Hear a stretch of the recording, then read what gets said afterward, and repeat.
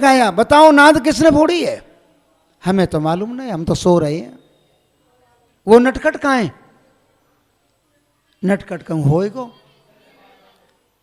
अब दूसरे कमरे में जाकर के देखो तो सोए भाई। मैया ने जगाया, लाला बैठो है जा।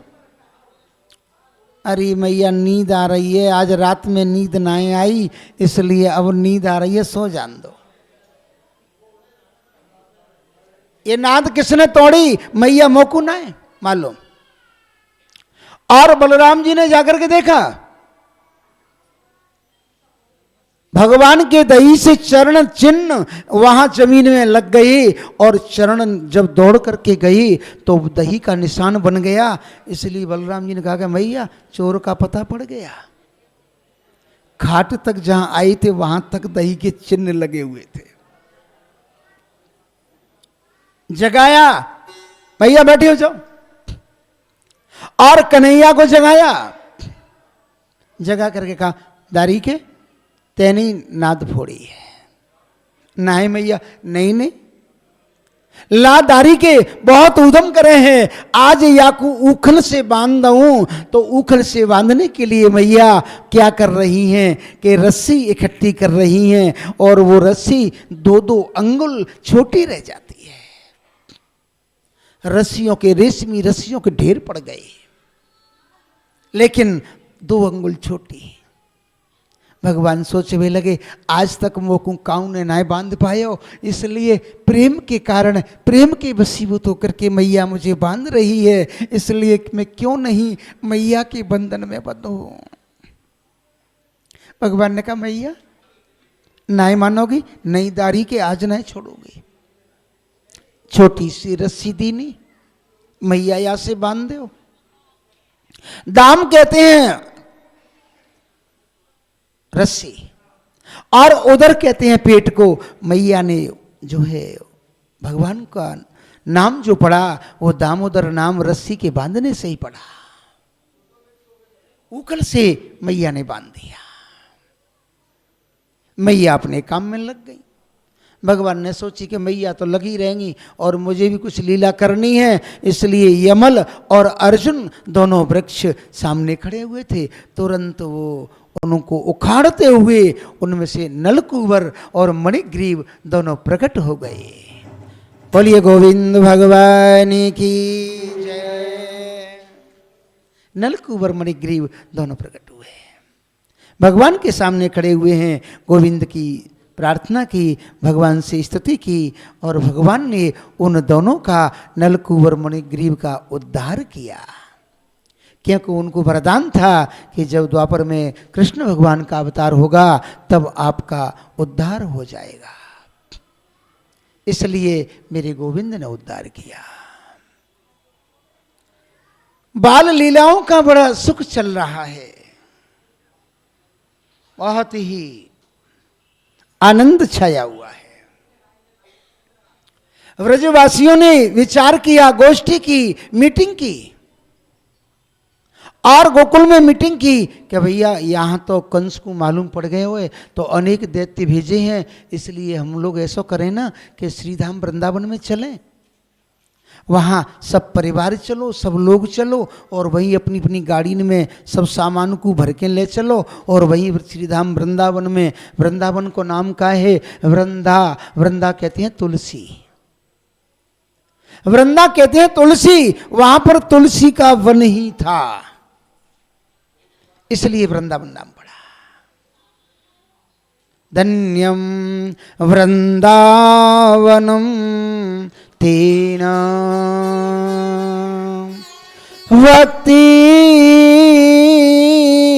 नृत्यति यत्र च।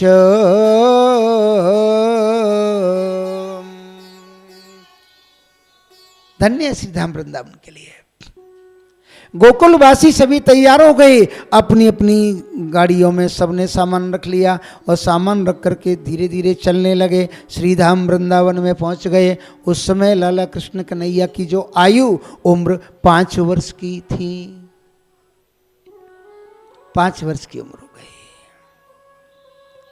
लाला कृष्ण कन्हैया ने मैया से कहा, मैया हम दोनों भैया बाल रूप हैं। इसलिए अगर आपको आदेश मिल जावे तो हम बछड़ान को चरावे की स्वीकृति मिल जाए तो हम बछड़ान को चरावें, क्यों हम भी छोटे हैं और बछड़ा भी छोटे हैं।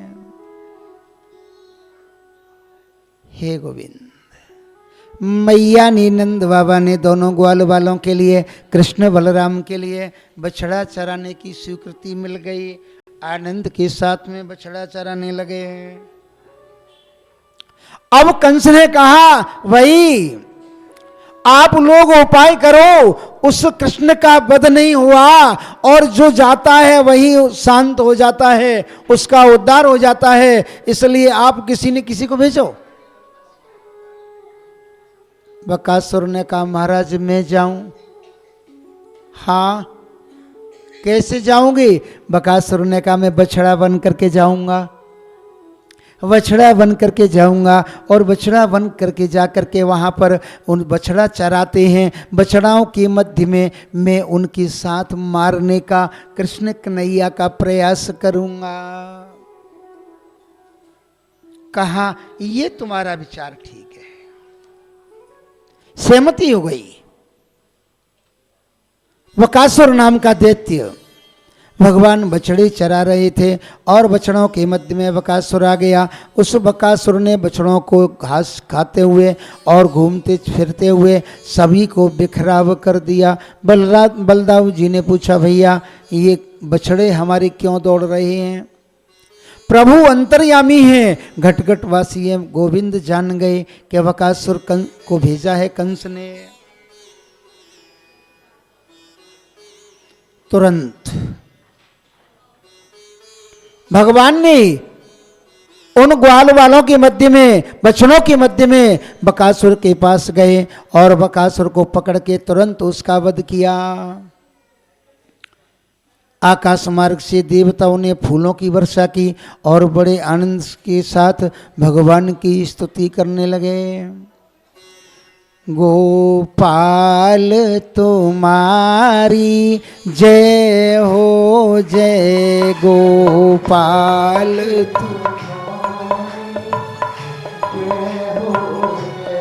गोपाल तुम्हारी जय हो, जय।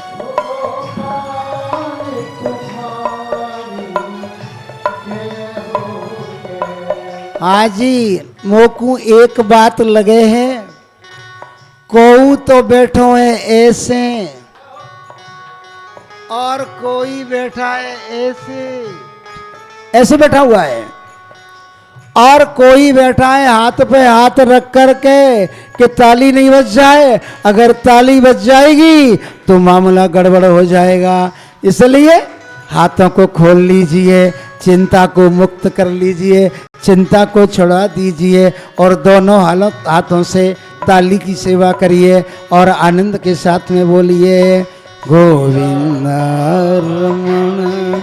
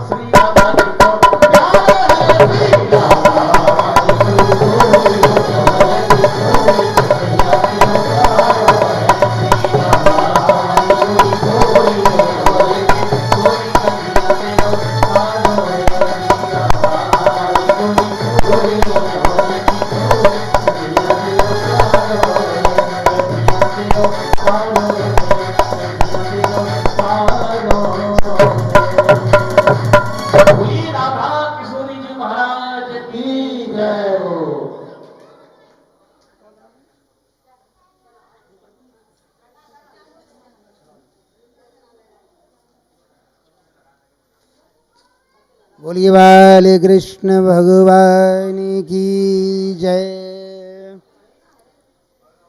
मेरो मेरो राधा रमण गिरधारी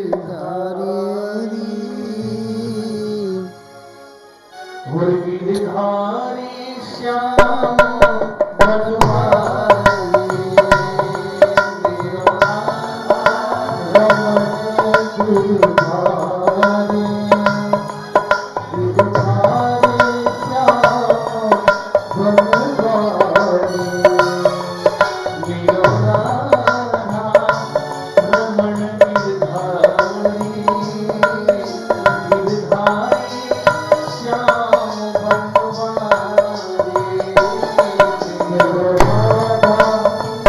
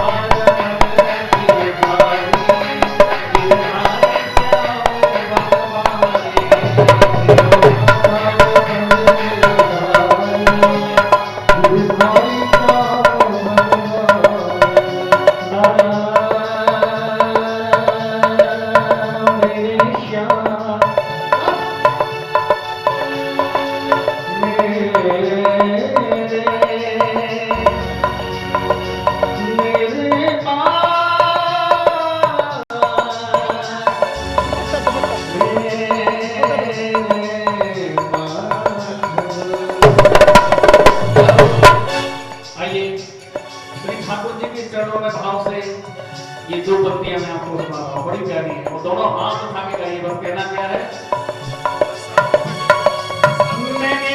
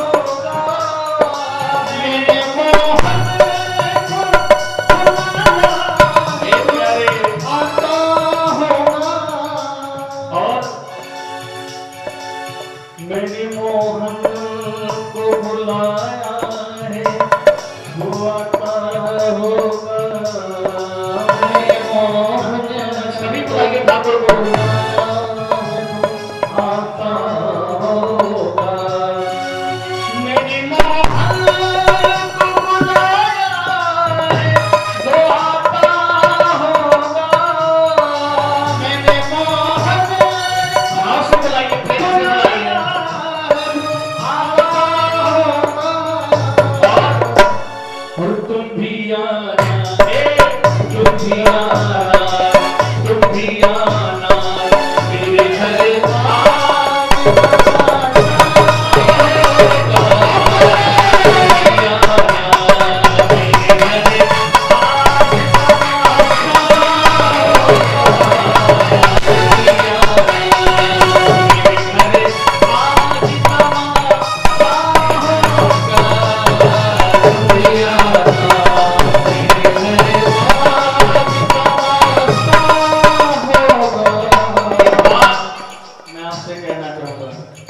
मेरे ठाकुर भाव के भूखे हैं, ये ध्यान रखना। और आप रोज सुन रहे हो, गुरु जी बता रहे हैं कि भाव के भूखे हैं बिहारी जी हमारे।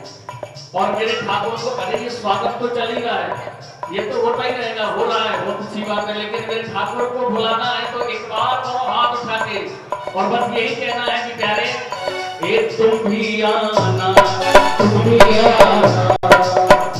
किसको बुलाना चाहोगे आप? जरा हाथ उठाइए। ठाकुर को बुलाना चाहोगे तो एक बार भाव से ए तुम भी आना, तुम भी आना, ए तुम भी आना मेरे घरे आज तमाशा।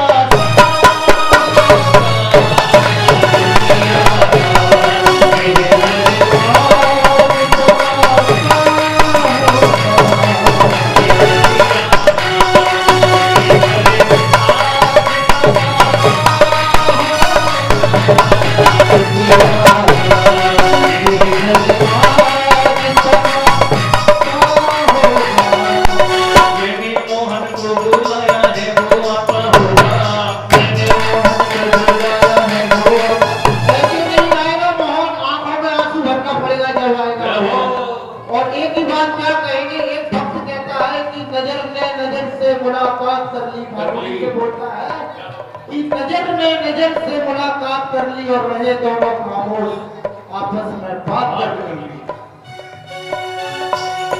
मैंने मोहन को बुलाया है वो आता होगा, मैंने मोहन को बुलाया है वो आता होगा,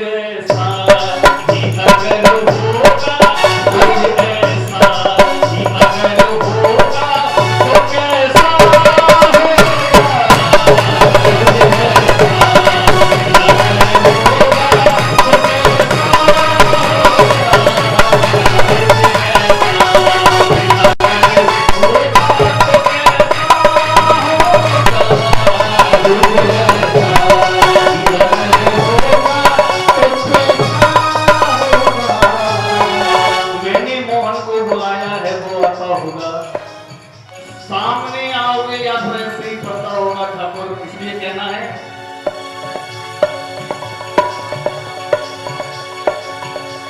वो आता होगा, ऐसे नहीं, वहां बुला के गाइए।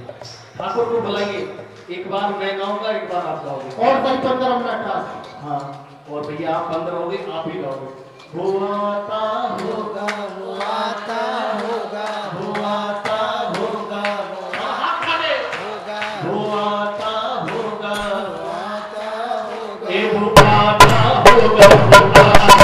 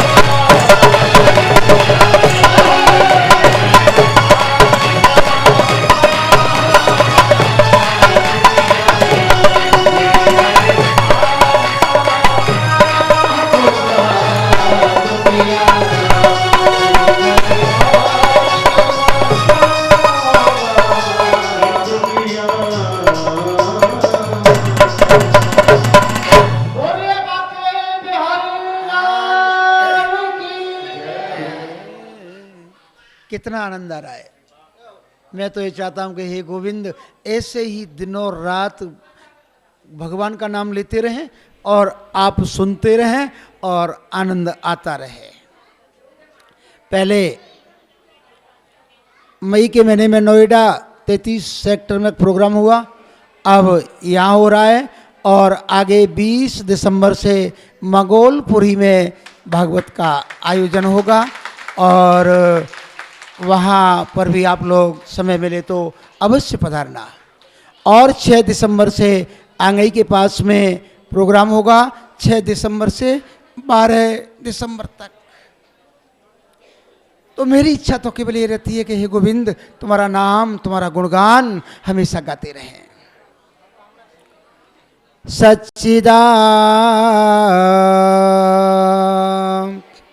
नंदरोपाय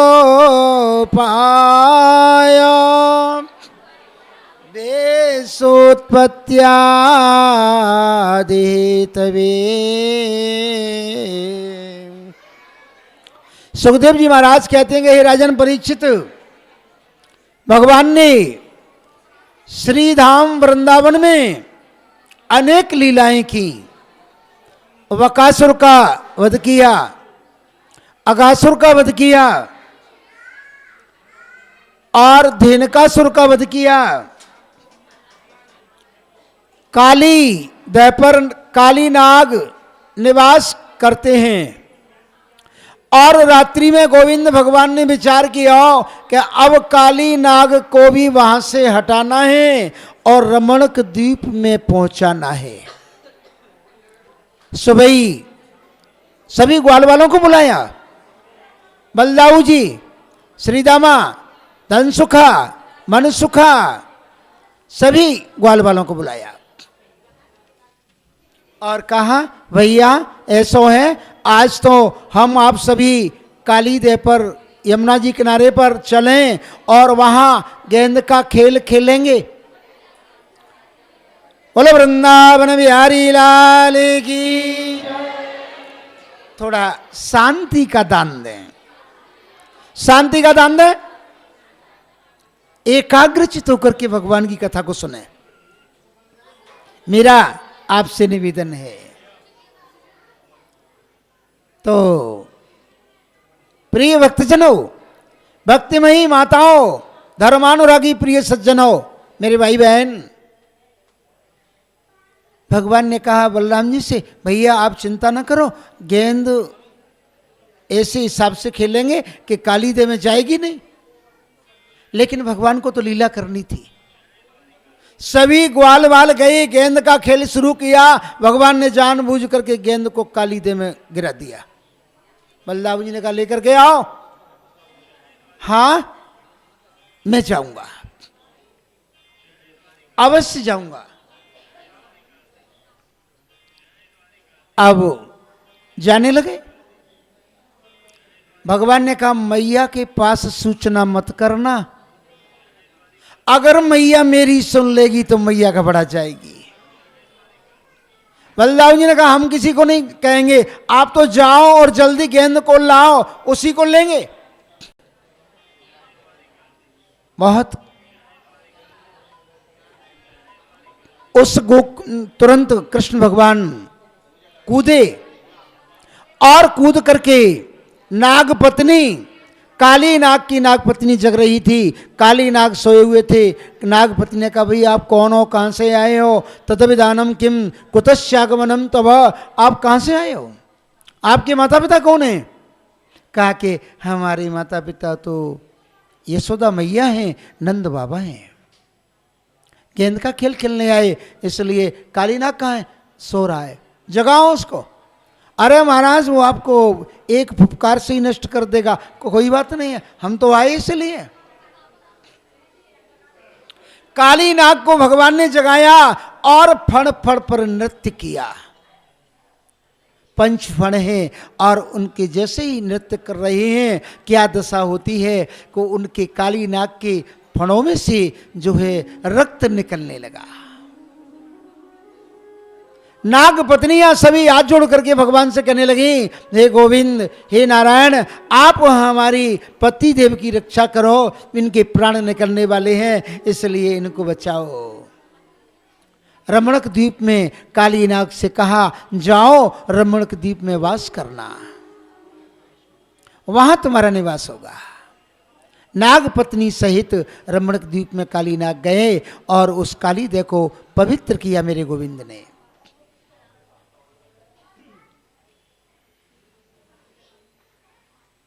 हे गोविंद, गोपियां रात्रि में 4 बजे यमुना जी में स्नान करने आती थी और भगवान की आराधना करती थी, कात्यायनी मां की उपासना आराधना करती थी। कहती थी, कात्यायनी महामाये योगिन्य धीश्वरी नंद गोपसुतम देवी पति में कुरुते नमः। हे कात्यायनी मैया, हम आपकी पूजा कर रही हैं, नंद का जो लाला है कृष्ण कन्हैया, वो हमारा पति बने।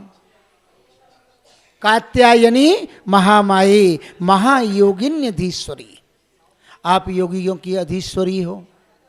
हे कात्यायनी माँ, अब रोजाना पूजा करना, रोजाना स्नान करना, लेकिन एक अज्ञानता के कारण, अनजान के कारण उन पे क्या है कि वस्त्रों को उतार करके और यमुना जी में स्नान करती थी। भगवान ने ज्ञान देने के लिए क्या किया कि तुरंत उन वस्त्रों को आहरण करके, चीर हरण करके, वस्त्रों को इकट्ठा करके कदम के वृक्ष पर लेकर के भगवान चढ़ गए।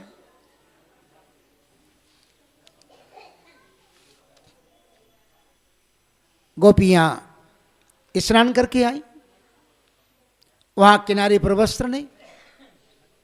देहि वांसांसि जीर्णानि हे गोविंद जगतपति। हे योगेश्वर, हे जगन्नाथ, हे बांके बिहारी, आप हमारी वस्त्रों को दे दीजिए। यानी भगवान ने वास्तविक वस्त्रों का हरण नहीं किया। काय का हरण किया? भगवान ने उनकी जो अविद्या थी, उनका जो अज्ञान था, उस अज्ञान अविद्या रूपी वस्त्रों का हरण किया। और भगवान ने कहा, हे गोपियों, स्नान में, जल में वरुण भगवान का वास होता है, नदी में, सरोवर में, कुएं में, इसलिए वरुण भगवान का वास होने के कारण आप नग्न स्नान करती हो, इसलिए दोष माना गया है। आप जो है वस्त्र पहन कर के स्नान करें। ज्ञान दिया, अविद्या जो अज्ञान था उसको मेरे गोविंद ने दूर किया और उनको मार्ग बतलाया। कहा कि आप जो चिंतन कर रही हो वो साक्षात बांके बिहारी गोविंद भगवान का स्मरण और चिंतन हो रहा है। आनंद के साथ में सभी गोपियों को दर्शन दिया, मेरे गोविंद भगवान की भक्ति प्राप्त हुई।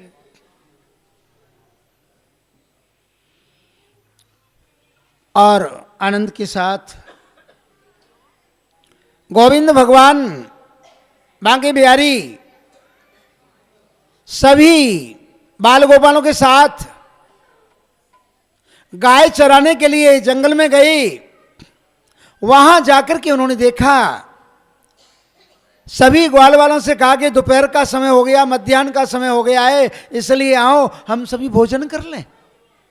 कोई पराठा लाया है, कोई दही लाया है, कोई कढ़ी लाया है, कोई चावल लाया है, कोई बाजरे की रोटी, कोई गेहूं की रोटी, कोई मक्का की रोटी, कोई चने की रोटी, और इस प्रकार अलग अलग सब्जियां, अलग अलग अचार सभी ग्वाल वाल लाए थे। मधुमंगल बिचारो कछु न लायो।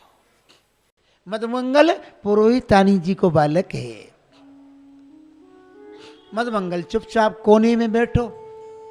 भगवान ने कही, मधुमंगल जी आप कछु ना लाए? नाय महाराज। क्यों? वो कोई ध्यान नहीं रहे हो? भगवान कहने लगे आज हम आपको ही घर को भोजन करेंगे। हे मधुमंगल आप घर जाओ, अपनी मैया से भोजन लेकर के आओ। मधुमंगल दौड़ते दौड़ते गई और मैया से कहा, मैया हो मैया, अरे मैया ऐसा है, आप ये बताओ घर में कुछ भोजन है, काना ने मांगो है। मैया ने जाकर के रसोई में देखो तो कढ़ी रखी कल की, जो कढ़ी आज बनी है, एक दिन पहले की थी। और वह कढ़ी को मैया ने मटकी में ही रख दियो कि लाला जाई में ले जा।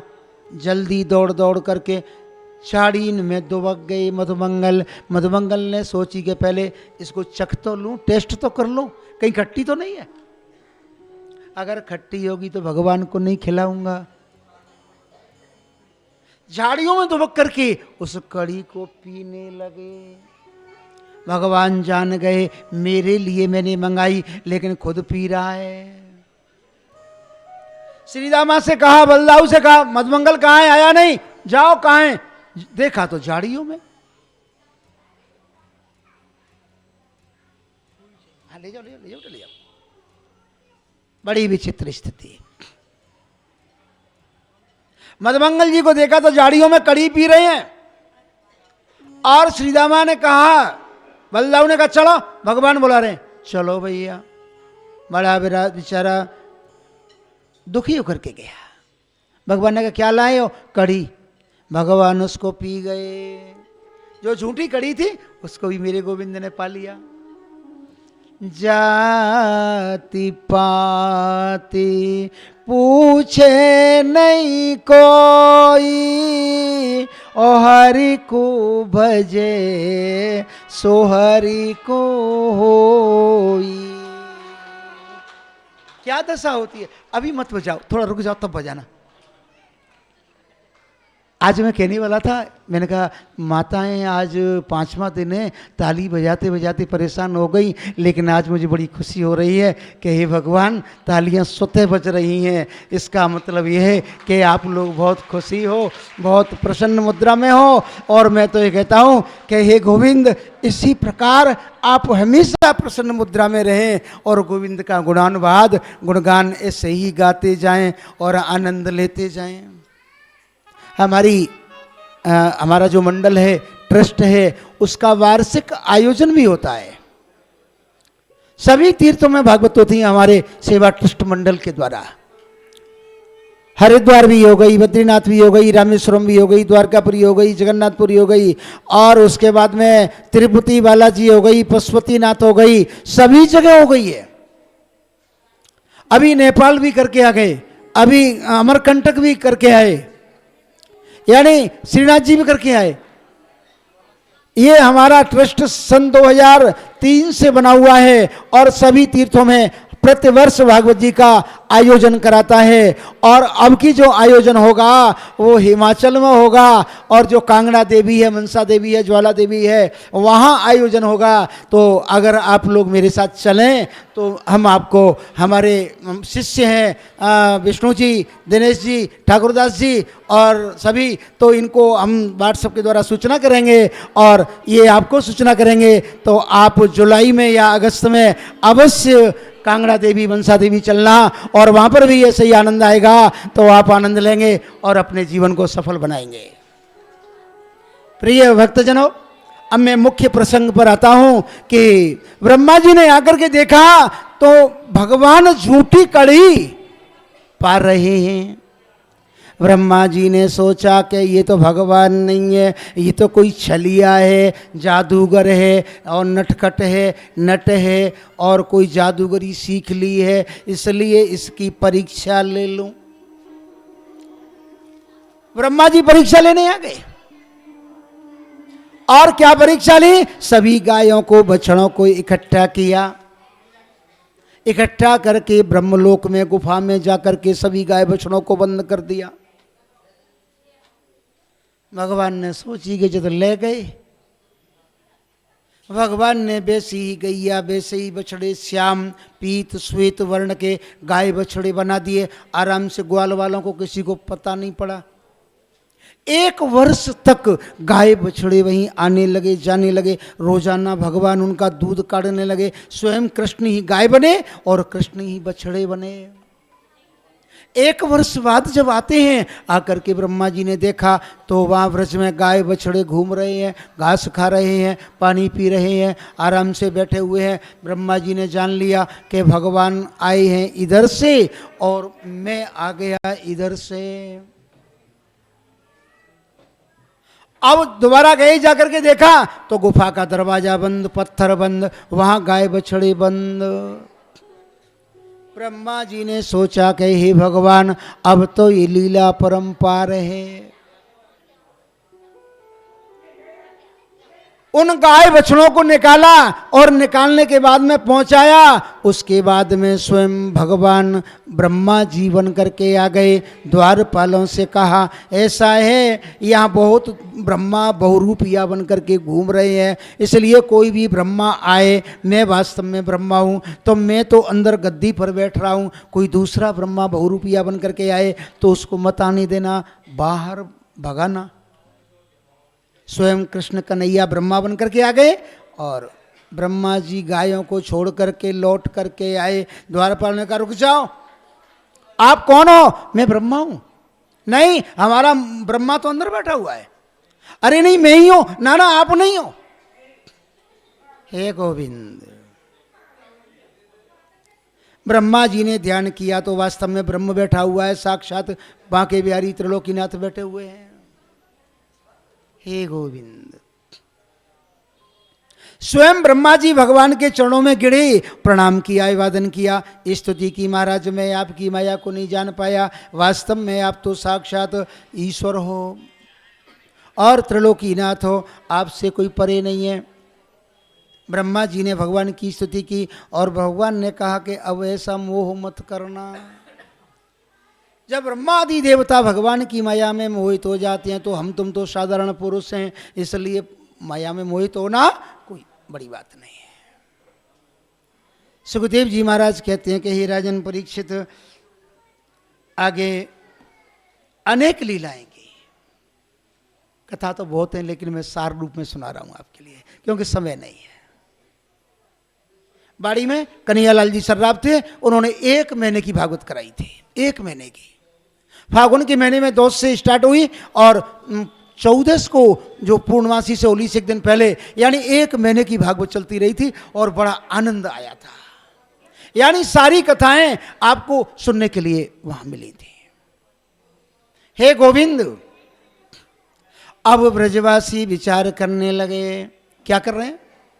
बांके बिहारी कृष्ण कन्हैया बलराम जी ने अब सभी ब्रजवासियों को एकत्रित किया और कहा कि हे बाबा, हे मैया, हे जो है नंद सुनंद आदि, ऐसा है आप दिवाली के बाद में इंद्र की पूजा करते हो, लेकिन इंद्र आपको दिखाई नहीं देता, प्रत्यक्ष नहीं आता। अब दिवाली के बाद में पड़वा के दिन आपको गोवर्धन महाराज की पूजा करनी होगी।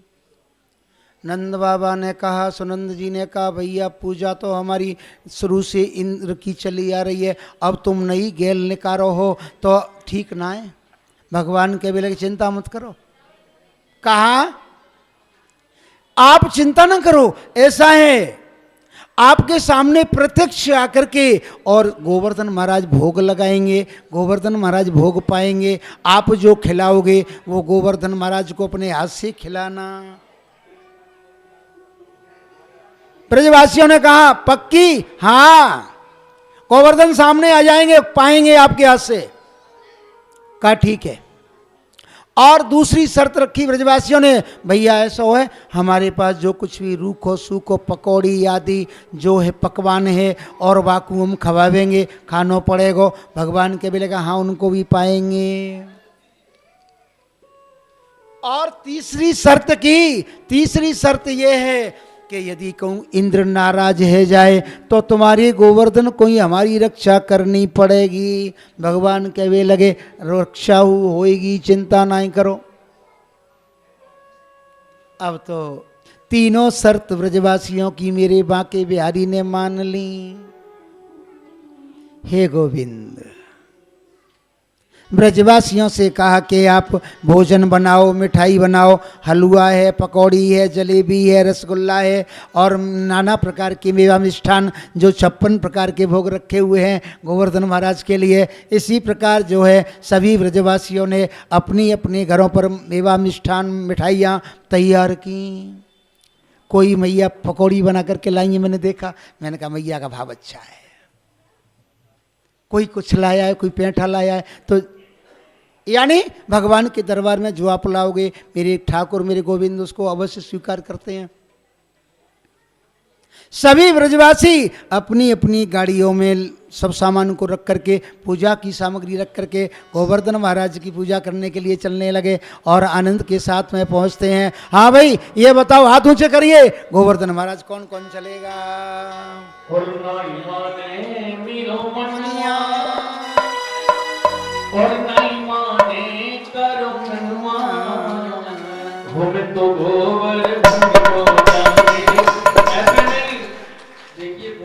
सुनो, अभी रुक जाओ, अभी तो आप रास्ते में चल रहे हो, वहां पहुंच जाएं और गोवर्धन महाराज भी आपके सामने आ गए हैं, उनकी पूजा होगी, पूरा परिवार पूजा करेगा, जो श्रद्धालु भक्तजन है वो भी पूजा करेंगे। और दूध कच्चा आ गया क्या? मैंने लिखा था पर्चे में, हाँ मंगाओ तो हाँ थोड़ा थोड़ा कच्चा दूध ही पिलाना है और आनंद से आप गाते हुए चलिए और आनंद लो।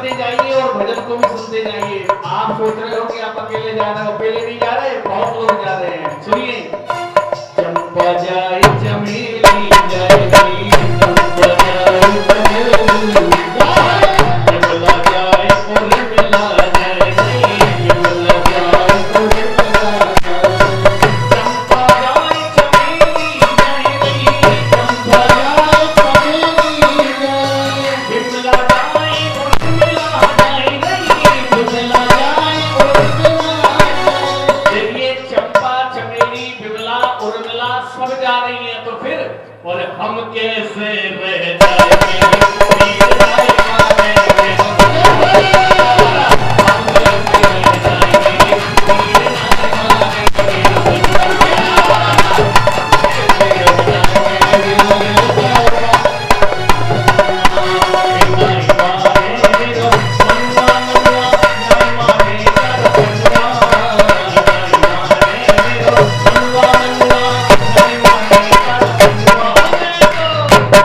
अब जरा हाथ उठा लीजिए, गोवर्धन नाम तक पहुंच गए हो तो सब पहुंच गए, कोई रह तो नहीं गया भैया, देख लो सब आ गए। सब आ गए।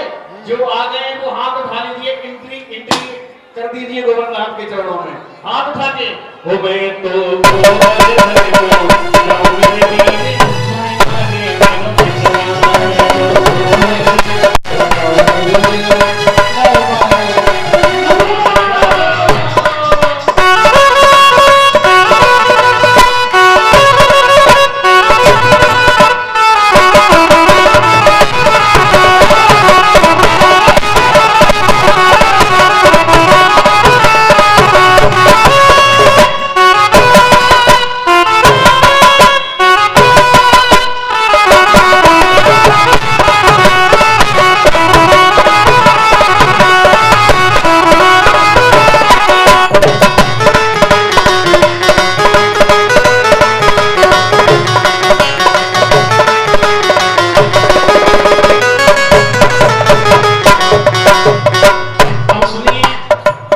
गोवर्धन नाथ पर आ चुके हैं। आओ, 1 रुपए की पाव जलेबी, 1 रुपए की पाव जलेबी।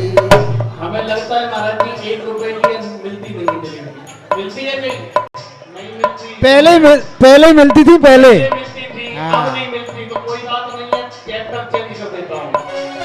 100 रुपए की पाव जलेबी, 100 रुपए की पाव जलेबी, 100 रुपया की 250 ग्राम जलेबी, 100 रुपया की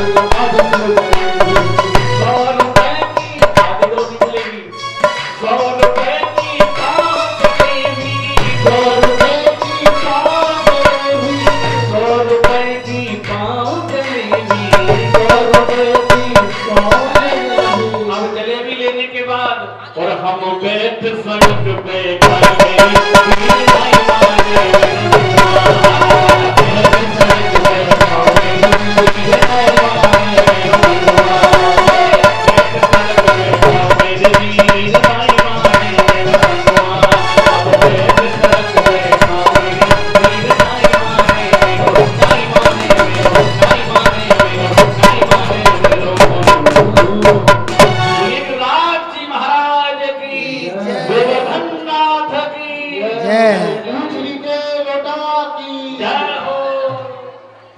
हाँ जी, सभी ब्रजवासियों ने गोवर्धन महाराज की पूजा की और ब्रजवासी पूजा करने के लिए यमुना जी से जल लाने लगे।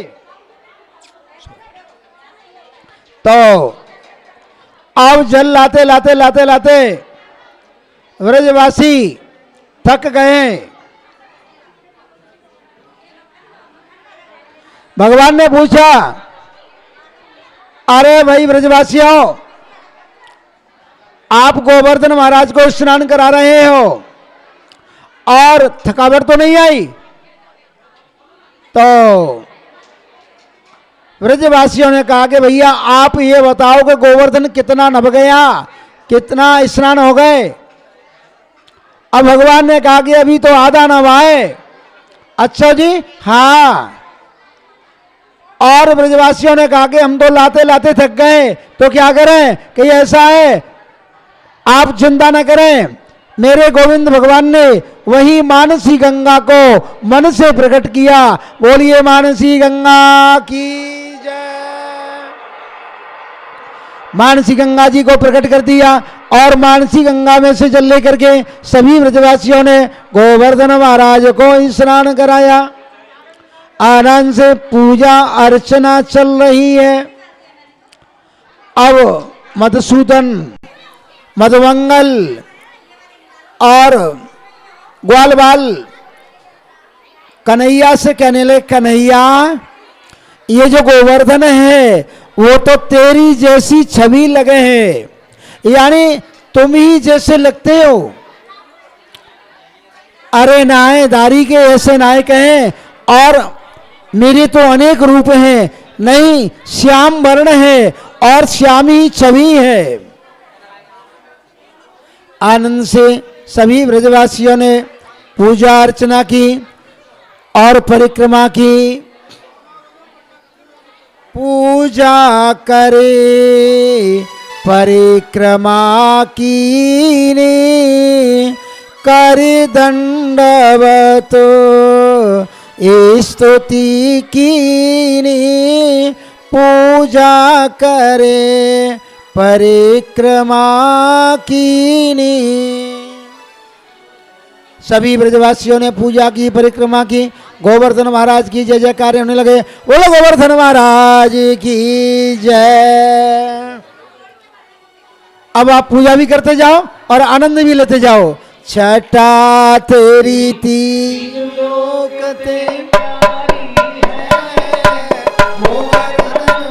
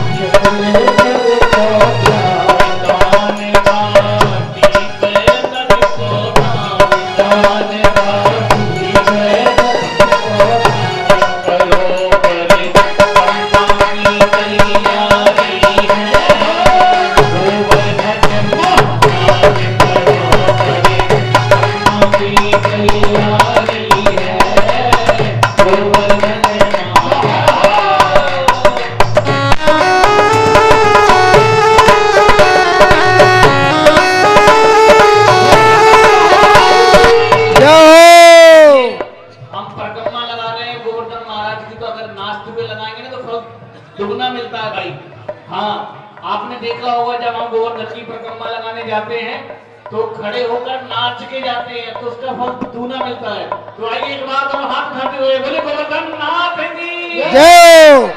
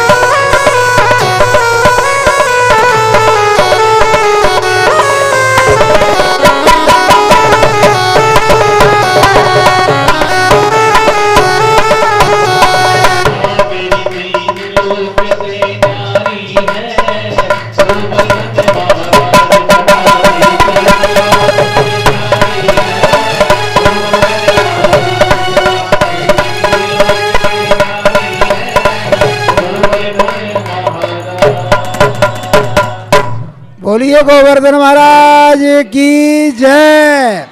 हाँ जी, अब ऐसा तो कोई नहीं है, हेलो श्री राम।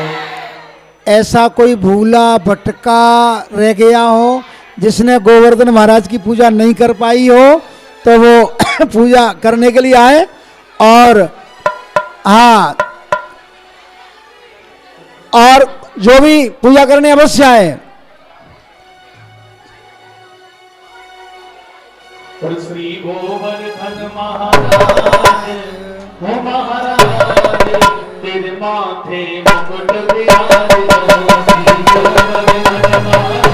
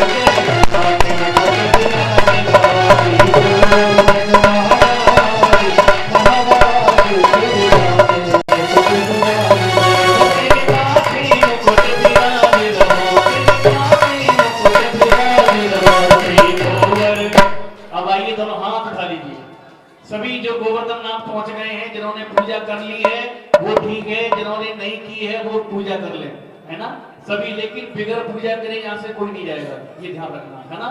जितना जो फल हमें वृंदावन जाके गोवर्धन जाके मिलता है वो फल आगे ही प्राप्त हो जाएगा। तो सभी से, सभी माताओं से, सभी भाइयों से मेरा निवेदन है कि बिगर पूजा करे कोई नहीं जाए, सभी पूजा करेंगे। और ऐसे नहीं तो हाथ उठाते हुए श्री गोवर्धन महाराज तेरे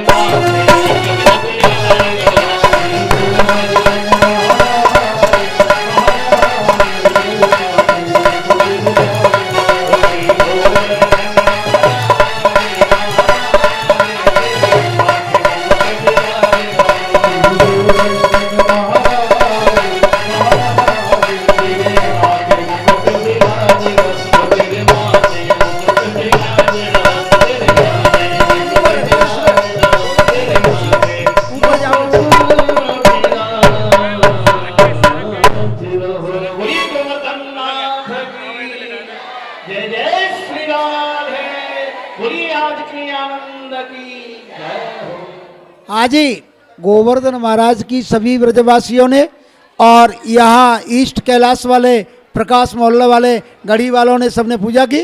तो आइए, अब सूचना मिली इंद्र को और इंद्र ने मूसलाधार वर्षा की और अगस्त्य जी महाराज आए, उन्होंने जल का पान किया। जल का पान करने के बाद में समस्त ब्रज को सुरक्षित रखा और रखने के बाद जो कोई भी शेष रहा उन्होंने कहा भैया गोवर्धन महाराज की तो महिमा अधिक है, इसलिए आओ पूजा कर लो, तेरे सब संकट मिट जाए, मिट जाए, तू पूजा करे गोवर्धन की, तेरे सब संकट मिट जाए, मिट जाए, तू पूजा करे गोवर्धन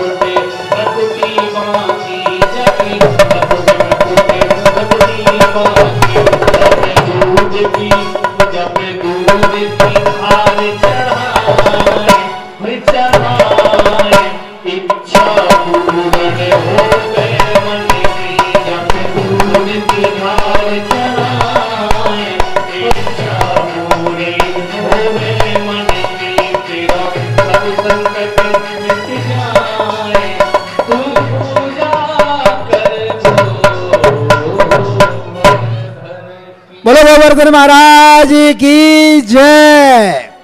हाँ,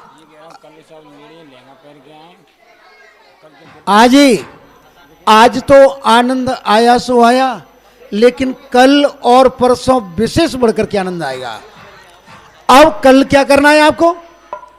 कल कृष्ण रुक्मिणी का विवाह होगा, इसलिए आपको सब जानते हैं, मैं क्या बताऊं, लेकिन फिर भी लहंगा, फरिया और गुलाबी साड़ी या पीताम्बरी साड़ी, और भगवान का विवाह जब होगा तो आपको मालूम है कि कृष्ण रुक्मिणी का जब विवाह होगा तो गौदान भी होगा, और उस गौदान में आप सब जानते हैं कि आपको गौदान करने के लिए क्या लाना है।